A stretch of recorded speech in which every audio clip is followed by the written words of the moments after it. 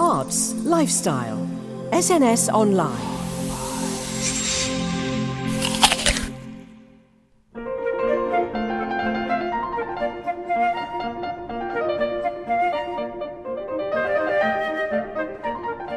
Once upon a time, there were 4 little rabbits, and their names were Flopsy, Mopsy, Cottontail, and Peter. They lived with their mother in a sandbank, underneath the root of a very big fir tree. "Now, my dears," said old Mrs. Rabbit one morning, "you may go into the fields or down the lane, but don't go into Mr. McGregor's garden. Now, run along and don't get into mischief." Hello and a very warm welcome back to SNS Online, returning after the best part of a year with a brand new series of shows to help blow those COVID blues right away. Well, in what has been described as the cosiest Christmas film of 2020, dawn French and Rob Brydon star in Sky One's Roald and Beatrix, the tale of the curious mouse on Christmas Eve at 8:15, a heartwarming portrayal of a real-life encounter between Roald Dahl, then aged 6, and his hero, children's author Beatrix Potter. Take me here. Beatrix Potter's house. The animals I write of may look sweet, but the world they encounter is all too real, just like the children who read my books. That boy of yours, Roald, how do you know my name? he's going to be a very famous writer. I've come to see Beatrix Potter. All aboard! Wow. I suppose a bark is worse than a bite. No, it's not. Doesn't it frighten you? Tom kitten at it again. Roald and Beatrix, The Tale of the Curious Mouse. Available Christmas Eve on Sky. So, to celebrate this fabulous Christmas television feast and to get some background colour to the writing legend herself, Roald Dahl, you're also wonderful, we invited a direct descendant of Beatrix Potter on the show, who also happens to be an authority on all things Potter. Harry, get in line. A big scratch and sniff welcome to Nadine Hanwell, who's on the line right now. Welcome to the show, Nadine, and fabulous that you can join us. Firstly, I just wanted to ask you, did you read Beatrix's children's books yourself when you were young? Well, I'm sure I did, but I have to be honest with you. My recollections, I remember Rupert Bear and Noddy. They're the ones that come into my mind. But I mean, I know I did have, of course, there were books. But I mean, I don't think that she was the one that, well, she's not the one I remember. Ah, interesting. To be honest. And obviously in the recent years, I mean, I've read them and looked, I can't believe how talented she was, apart from the lovely little tales, the most beautiful, intricate illustrations. Incredible. And she was, yeah. So when did you discover you had a family connection then? Well, all my life, my mother had said, you're related to Beatrix Potter. But she was a widow. My father died when I was 2, and it was on his side. Right. So, but, you're related to Beatrix Potter. And at one point I bought the Margaret Lane biography, which was a very early one of her, trying to find out if I didn't really, it was a vague thing, aunt, great aunt. And I didn't know. And so I thought, well, one day I'll go to Somerset House, because, of course, then it was Somerset House. It isn't anymore. But, I was busy. I was a young actress. I had a busy life and didn't get round to it. And then in recent years, I think I've thought, oh, yes, I ought to look it up. Anyway, then I was talking to an old school friend who was telling me that she'd looked up her family tree online. So once again, I said, as I've said so many times, oh, I'm supposed to be related to Beatrix Potter. And she said, oh, I'll look it up for you. I said, oh, would you? It was a great relief that she was going to. And she was thrilled, because that's the way her mind works. So she was thrilled to look it up, and she did. And I thought, oh, well, probably it's all been exaggerated and it'll be very, very distant. And she came back 3 weeks later and she said, Nadine, I've done your family tree. And she had, I've got it. I can see where Beatrix Potter is and I can see where I am. And I am what they call a direct descendant, because her grandfather, Edmund, was actually the brother of my great-great-grandfather. So Beatrix Potter's great-uncle was my great-great-grandfather. Fantastic. So that's a proper solid family connection there. Well, there is, isn't there? Yes, you think, the grandfather's brother was my great-great-grandfather. And it actually, my grandmother was the Potter. She married a Hanwell. Oh, because right, my name's right. Nadine Hanwell. Yes. So she was the Potter. Mm. And I couldn't believe it because I thought, well, God, that is a connection. That is.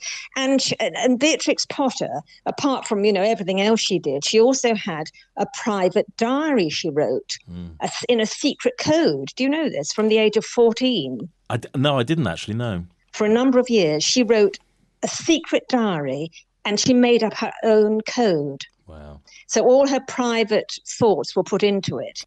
And in this, she actually talks with great love and admiration of her great aunt, Aunt Sydney. And that was my great-great-grandmother. Wow. That's who amazing. incidentally wrote a book about Lancashire, which seems extraordinary in those times. So she obviously was talented as well. That's amazing. That's Isn't so it? cool. It's lovely to have some family heritage like that. Since then, you've been proudly promoting her work, haven't you? Tell us about your very own YouTube channel. Yeah. Hello, this is Nadine Hanwell on the Beatrix Potter Trail. It's quite obvious reading Beatrix's journal and letters that she did find life difficult. I'd like to read you this. Because I'm an actress, obviously, it's always the person that interests me. So apart from the little books, I thought, Beatrix, I must read all about her. And I have, of course, not all about her, but I've read a lot about her. And she was just fascinating. I mean, she lived the Victorian life in Kensington. She was born in South Kensington, had an awful sort of lonely life with her brother in the house. And then she fell in love with Norman, who died. He was her publisher. And then he died. They got engaged, and a month later he died, who was probably her true love of her life. Yeah. And she'd already bought Hilltop in the Lake District because Yes. they used to have wonderful holidays. And that's where she started spending a lot of her life. And then finally, a few years later, she married the local solicitor, William Heelis. And from then on, really, she became Mrs. Heelis rather than Beatrix Potter. And she became, a shepherdess. She had her own sheep, Herdwick sheep. Wow. That's certainly different. She became a conservationist. She was a scientist. She was, a remarkable woman, a businesswoman, of course, with the books and whatever initially. And so reading about her, I thought people, think of her as the book, the woman with the little tails. So I then began reading and finding out. And this is the first, because I've got two on YouTube. The first channel is called the Beatrix Potter Trail, and I do little segments, probably between 2 minutes to 6 minutes, about different aspects of her and her life, about her, where she was brought up. Another one about her brother, who was a wonderful artist too, but unfortunately was an alcoholic, and he died, and he was in his 40s. And just different. And then when she moved to the Lake District and her husband. So it's been wonderful for me because it's enriched me. It's given me something to concentrate on and to do. And it's been, wonderfully received. That's fabulous. And I have a lot of people following it. And then, of course, we had the lockdown, the first lockdown. So I've done 35 episodes of these little things. And then it all stopped because of lockdown. And I thought, people need cheering up. So I've now got a fun channel called Peter Rabbit with Nadine, reading the stories and having Peter Rabbit there and just having, a bit of fun, a bit of silly fun, really. Hello, boys and girls, mummies and daddies, and anybody else who's watching. I'm Nadine, and this is my special friend, Peter Rabbit. What? Oh, you want to say hello to the... All right. You're going to say hello to the boys and girls? All right. Hello. Rabbit took a basket and her umbrella and went through the wood to the baker's. She bought a loaf of brown bread and 5 currant buns. Flopsy, Mopsy and Cottontail, who were good little bunnies, went down the lane to gather blackberries. I'm about to, not today because I'm talking to you tomorrow, I'm going to do a little Christmas one, just a fun one with the little characters. Oh, that's fantastic. I look forward to that one as well. Because apparently she left all her money to the National Trust, or most of her money to the National Trust in the end. She was very aware of conservation and all the rest of it. Oh, yes. And I mean, they owe her so much. And when, I'm in the Lake District, I mean, the people really, greatly appreciate what she's done. She left 4,000 acres when she died. Wow. Plus. And certain rules, I mean, I think she was quite a strong woman. She knew what she wanted and she knew what she didn't want. And one has to respect her. How would you describe that sort of indefinable alchemy that Beatrix Potter weaves throughout her books? She does bring the little characters to life, doesn't she? I mean, they do, and there's often a little message there without you even realising it. And whether she realised it, I don't know, but definitely little messages. And they are little characters. And that's probably why people do love them so much, because they become, the children. They're little people to them, aren't they? And she did so many. And of course, there's also, she's done she did, a large book, a book for older children as well, The Fairy Caravan, which is a more, serious thing about her sheep and whatever. A very clever woman, very clever. But I mean, I wish I had her artistic ability. It was obviously, but the father, you see, he actually they inherited cotton money, and he was a lawyer. He became a barrister. That's why he went to London, because the family were in Manchester. And then he went to be a barrister to study in London. But his love was photography. Right. And he didn't ever practice. He just took photographs, and so many of her. And so obviously he was artistic. And the mother also was artistic. And it came out in the children. The genes have clearly followed themselves to you as well. What would you say your favourite your favourite character would be in the books? Well, I think Mrs. Tiggy Winkle is lovely, of course. Yeah. Mrs. Tiggy Winkle. Okay, we'll go for that. But when you're reading the stories, you think, oh, yes, that's lovely too. I mean, there's so many, aren't there, really? And her favourite story was The Tale of Gloucester, which, of course, is the Christmas one. Yes. Very but I mean, it's a longer story, and it's lovely. It's lovely. I mean, it's a typical Christmas story. So very appropriate for Christmas. We now have Dawn French, Sky One, Christmas Eve at 8:15, Roald and Beatrice for Tale of a Curious Mouse, which has been described as the cosiest Christmas film of 2020. It's a heartwarming portrayal of a real-life encounter between the two children's authors. It's did you know about that meeting? No, I didn't know. And obviously, I mean, it shows the effect she had on him, doesn't it? Yes, absolutely. I mean, quite amazing, really. If this is, I presume this is true. Oh, yes, I don't know how much it is absolutely true. I mean, the basics are, I'm sure it's been embellished as these things are. I watched the first bit, and they're probably bringing out the battle axe in her. I don't know. I've just watched the teaser. I haven't. I think the focus is going to be towards her later life. So, she's written the books, and perhaps she's a little bit more. She's short-sighted and a little bit irritable as That's right. Because really, she didn't want to write the books anymore. She wanted to be with real animals. Yes, she'd done that, and her eyesight was failing. And I think Dawn French would be wonderful. It's wonderful casting. They had Patricia Routledge before, and now they've got her, and they do look similar. Yes. I mean, I would love to have played her, but of course I look totally different. I'm skinny and, I'm totally... So what I'm saying is the casting is wonderful.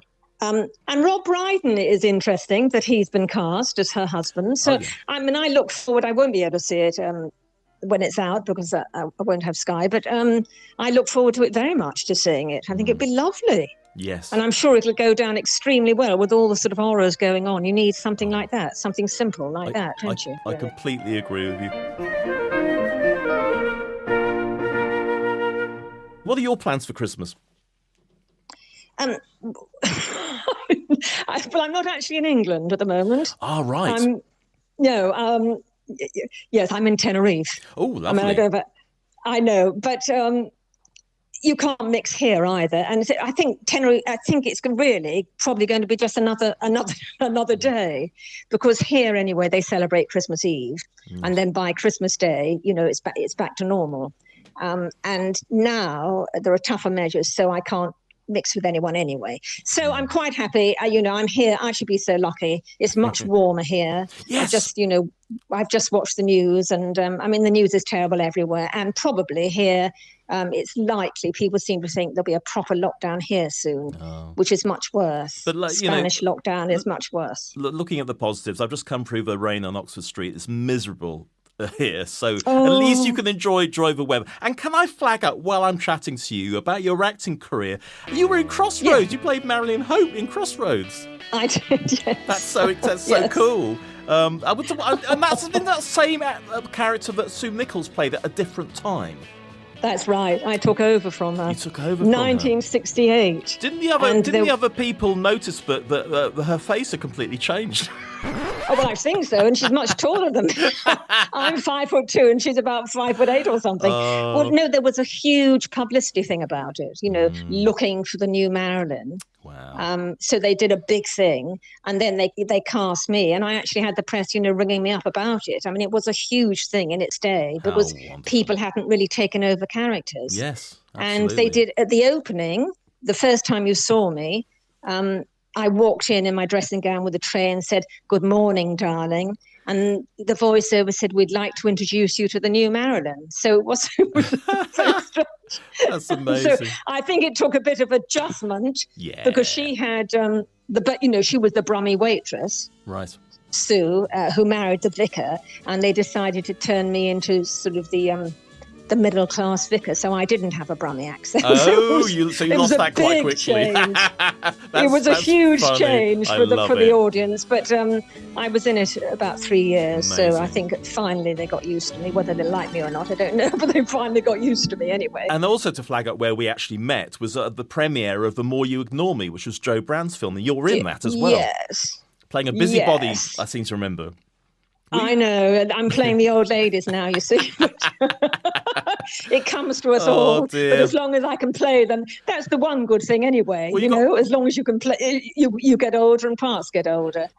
Joe was so lovely. Joe Brand was so lovely. Oh, and Sheridan Smith too. I mean, that was a lovely fun time doing that. And it was a nice film, wasn't it? We had a nice evening. A wonderful film. Top recommendation, I think, yeah. And, she's very talented, Jo, isn't she, writing it as well? Yes. Oh, God, absolutely. Clever lady. But in terms of the parts, there's always the nurse in Romeo and Juliet. That's always a meaty one, isn't it? Oh, yeah. Isn't that your go-to role at a certain age? Got to play the nurse now. I don't have it anymore. Just get on with it. I mean, who would have thought this would happen? God knows when I'll work again. That's why at least I'm using myself doing these Peter Rabbit with Nadine. That's what I ought to tell people, oughtn't I? It's called Peter Rabbit with Nadine. That's the one. Yes, that's the one I want people to look at. And at least I can use myself, because who knows when any of us will have lines to learn again. So that's on YouTube, and make sure everybody checks that out over Christmas and enjoys the Sky One docudrama, I guess you would call it.